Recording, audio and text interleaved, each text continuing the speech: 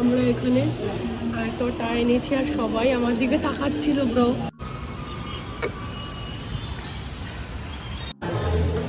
কি এনাও নিয়ে যাও।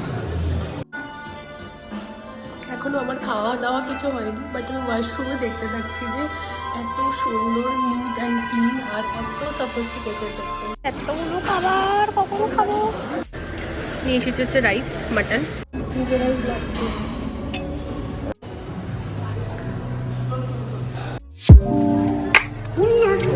হ্যালো গাইস, তো এখন আমরা চলে যাচ্ছি JW মেরিয়েটে।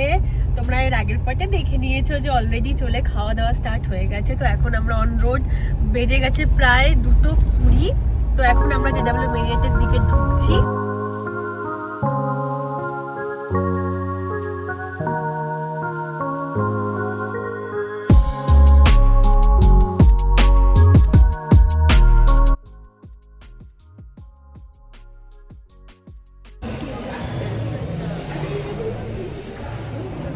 আমরা ভেতরে এখন বসে আছি অ্যান্ড ভালো লাগছে। এবার যাবো খেতে, খিদে পেয়ে গেছে খুব।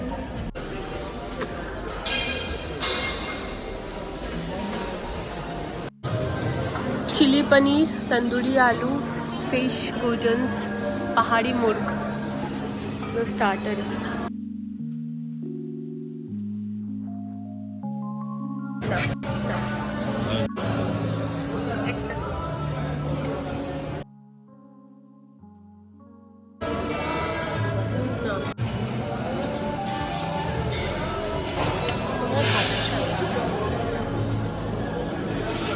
তো আমি আপাতত এগুলো এনেছি। তো সবার ফার্স্টে আমি খাচ্ছি হচ্ছে এটা। So good. দেন চলো ট্রাই করা যাক এই তন্দুরি পটেটো। এটা আমি নেব না ভেবেছিলাম, বাট ঠিক আছে। হ্যাঁ, আমি পাপড়ি চাট বলেছিলাম, জাস্ট 5 মিনিট হবে আর দিয়ে গেল তন্দুরি। ভালো। দেন মাশরুমটা খাই চলো। এবার কেমন ইঁচড় খেতে, টেস্টটা কেমন যেন একটা চিলি পনির। চলো এবার আমি ট্রাই করবো পাপড়ি চাট JW পাপড়ি চাট। এটা আমার খুব ভালো, মানে খুব ফেভারিট, খুব ভালো লাগে খেতে, সেটা আমি ট্রাই করবো।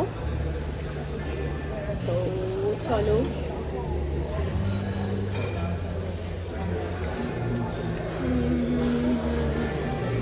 পাপড়ি চাটটা খুব সুন্দর, কলকাতার স্টাইল, ভালো পছন্দ হয়েছে আমার। এবার যাবো একটু মেন কোর্সের দিকে। ভাই এতগুলো খাবার কখনো খাবো।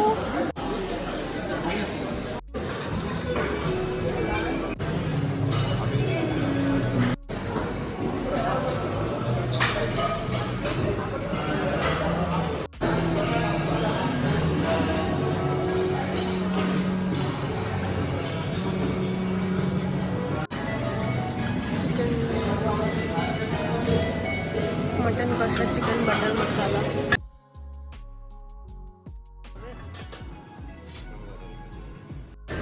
নিয়ে এসেছে হচ্ছে রাইস, মাটন, একটা ডিম, দাল মাখনি, চিকেনের একটা আইটেম, এটা হচ্ছে সালামে, চিকেন সালামে, মাছ, ডাল মাখনি।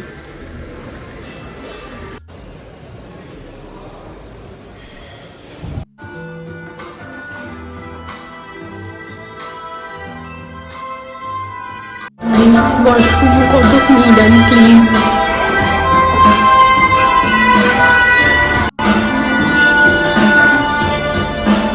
এখনো আমার খাওয়া দাওয়া কিছু হয়নি, বাট আমি ওয়াশরুমে দেখতে থাকছি যে এত সুন্দর নিট অ্যান্ড ক্লিন আর এত সফিস্টিকেটেড দেখতে।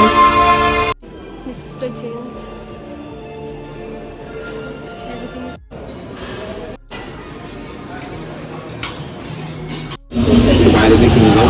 আমরা এখানে এতটা এনেছি আর সবাই আমার দিকে তাকাচ্ছিল ব্রো। আমাদের টোটাল বিল হয়েছিল 4245 2 পার্সন। তো এখানে যেহেতু বাফেটে সব কিছু ছিল, তো যতটা সম্ভব খাওয়া যায় আমরা তো খেয়েছি। মধ্যবিত্ত ফ্যামিলি থেকে বিলং করি ভাই, এটা তো দেখাতেই হবে। তো যতটা পারি ততটা মটন আমি নিয়ে এসেছিলাম, আর সবাই তাকাচ্ছিল। বাট বিশ্বাস করো, ওখানে ভেজ রাইস মানে ভেজ বিরিয়ানিও ছিল, যেটা অনেকটা পোলাও বা খিচুড়ির মতো খেতে আমার লাগছিল। বাট বিরিয়ানিটা ভীষণ সুন্দর ছিল। আমি রিভিউতে দেখেছিলাম যে বিরিয়ানির টেস্ট এতটা ভালো না, বাট ট্রাস্ট মি, বিরিয়ানির টেস্টটা যথেষ্ট ভালো। এবার তো মেন পার্ট, মানে ডেজার্ট, মানে পুরোপুরি সাগর, পুরোপুরি সাগর, হেন কোনো ডেজার্ট নেই যেটা ওখানে নেই। আমি তো দেখে ভীষণ কনফিউজড হয়ে যাই যে এতগুলো ডেজার্ট খাবো কিভাবে, কোনটা ছেড়ে কোনটা ট্রাই করব। যত রকমের মিষ্টি, পেস্ট্রি, আর গ্লাসে এই যে দুটো আইটেম, একটা চকলেট কাইন্ড অফ আইটেম, একটা স্ট্রবেরি কাইন্ড অফ আইটেম, তো এই দুটো ভীষণ ইউনিক ছিল। আমি তো ফার্স্ট টাইম এগুলো দেখেছি, তো ভীষণ আমি অবাক হয়ে গেছিলাম। এর আগে আমি কখনো কোনো 5 স্টার বাফেটে আসিনি বা কখনো ভিজিটও করিনি। এটা আমার ফার্স্ট টাইম কোনো 5 স্টার বা 7 স্টার বাফেটে আমি এসেছি। এখন আমি যেটা ট্রাই করলাম সেটা হচ্ছে গ্রিক ইয়োগার্ট, যেটা খুবই ইউনিক খেতে। সত্যি কথা বলতে এখানে যে কটা ডেজার্ট ছিল, সন্দেশ, মিষ্টি, এগুলো বাদ দিয়ে আর যে কটা ডেজার্ট বা কুকিজ বা ব্রাউনিজ ছিল, সেগুলো প্রত্যেকটাই ইউনিক। আমি তো এগুলো ইউজুয়ালি দেখিনি।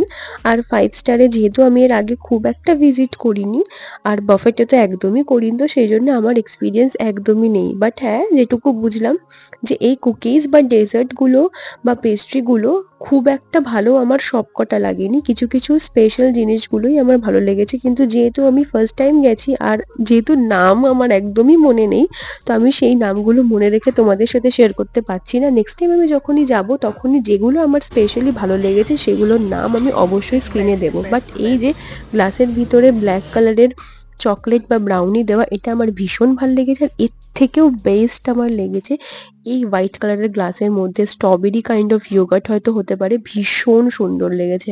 যদি আরও একটা থাকতো আমি আরও একটা খেতাম। খুব খুব খুব ভালো লেগেছে। আর যেহেতু একটা স্পেশাল ডেতে আমরা গেছিলাম না, তো সেই জন্য আমরা একটা কমপ্লিমেন্টারি কেকও পেয়েছি। তো কেকটা বেসিক্যালি ব্রাউনির মতনই ছিল।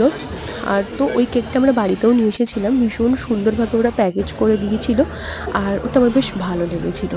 আর হ্যাঁ, খাওয়া দাওয়ার পরে আমরা কিন্তু পুরো জায়গাটা ঘোরার চেষ্টা করব, যেটুকুনি পারি তোমাদের সাথে সেটা শেয়ার করব।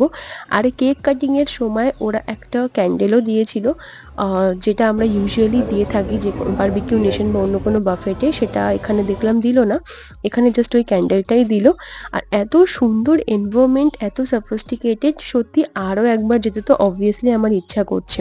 কলকাতায় যাওয়ার সময় যখন মায়ের ফ্লাইওভার দিয়ে উঠতাম, তখন জেডাব্লিউ মেরিয়েট আর আইটিসি রয়্যাল বেঙ্গল দেখতাম। এর আগে আমি গোল্ডে গেছিলাম জেডাব্লিউর, কিন্তু জেডাব্লিউ কিচেন বা জেডাব্লিউর ভেতরে স্টে আমি এর আগে কখনো করিনি। তো এটা ফার্স্ট টাইম, এক্সপিরিয়েন্সটা ভীষণ সুন্দর আমার লেগেছে।